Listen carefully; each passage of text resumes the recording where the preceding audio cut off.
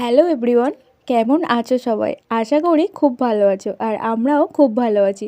তো আমাদের নতুন আরেকটা ভ্লগে তোমাদের সকলকেই ওয়েলকাম। এবার যেহেতু সরস্বতী পুজো 2 তারিখ আর 3 তারিখ পড়েছিল, তো কেউ বুঝতেই পারছিল না যে কোন দিন বেরাবে, কিন্তু আমাদের এখানে অঞ্জলি হয়েছিল 2 তারিখে আর আমাদের কলেজে পুজো ছিল 3 তারিখে, সেই জন্য আমরা 3 তারিখেই বেরিয়েছিলাম। প্রথমেই গেছিলাম কলেজে, কিন্তু প্রথম পুরো ভিডিওটা আমি মিস করে যাই, কারণ ভিডিও করতেই ভুলে গেছিলাম প্রথমে। তারপর সবাই যখন ভিডিও করে সেটা দেখে আমার মনে পড়ে, তখন থেকেই আমি ভিডিও করা শুরু করি। তারপর আমরা আমাদের কলেজ থেকে চলে আসি হাওড়াতে। আর হাওড়াতে এসেই সেখানে আশেপাশে একটু ঘোরাঘুরি করছিলাম। চারপাশে দেখো সবাই কত সুন্দর শাড়ি আর পাঞ্জাবি পরে ঘুরছে।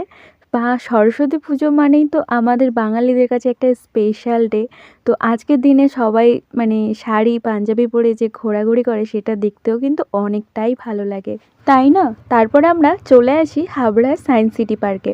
সেখানে টিকিট কেটে আমরা ভিতরে চলে আসি। আর এখানে হাবড়া সায়েন্স সিটি পার্কের ভিতরটা দেখো অনেকটা কলকাতা সায়েন্স সিটি পার্কের মতোই। ভিতরে দেখো সব কিছুই আছে, যেমন প্রাকৃতিক সৌন্দর্য, তেমন শীতের সময় যেসব ফুলগুলো সেজে ওঠে সেগুলো তো খুবই ভালো লাগছিলো। আর চারপাশটা কতটা সাজানো গোছানো। আর এর মধ্যে জানো তো অনেকগুলো রাইডসও ছিল, যেমন বাচ্চাদের জন্য তো দেখছিলাম প্রচুর রাইডস ছিল, তাছাড়া বড়দের জন্য ছিল হন্টেড হাউস, তারপর ভুলভুলাইয়া, তারপরে তোমার রোপওয়ে, প্যাডেল বোট, আরও অনেক কিছু। এর ভিতরে এমনকি খাবারের দোকান টোকান সব কিছুই আছে।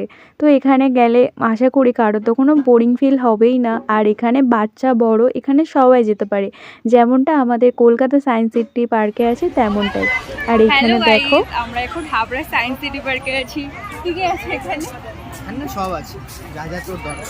সরস্বতী পুজোর পর দিনকে আমরা বেরিয়েছি ঘুরতে, এখনো পর্যন্ত অনেক মজা করছি, অনেক খাওয়া দাওয়া হয়ে গেছে, অনেক ঘোরাফেরাও হয়ে গেছে, আর ভাল লাগছে না, কষ্ট হয়ে গেছে, এবার বাড়ি ফিরতে হবে। আপনি কিছু বলতে চান? বলতে পারেন।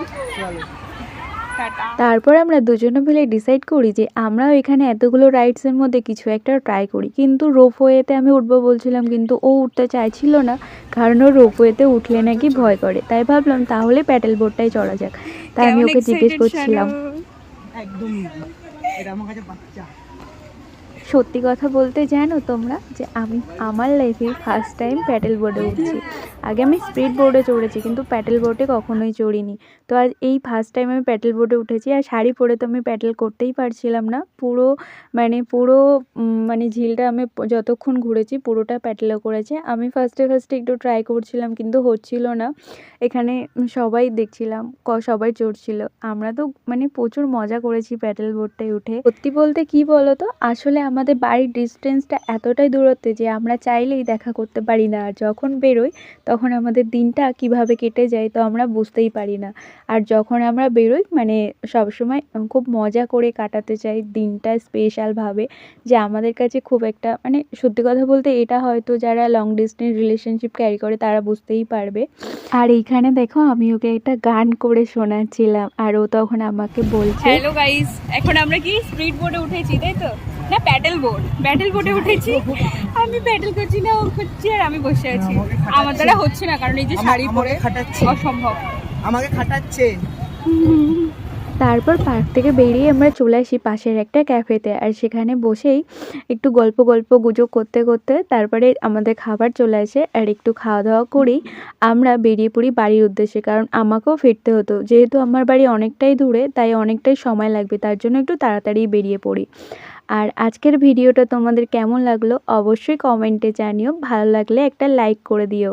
আর আমাদের এমন ভিডিও দেখতে চাইলে অবশ্যই আমাদের চ্যানেলটাকে সাবস্ক্রাইব করে দিও। তো আর দেখো পার্কের ভিতরটা সন্ধ্যেবেলা কতটা সুন্দর লাগছিল। তো আজকের মতো টাটা, দেখা হবে অন্য আরেকটা ভিডিওতে।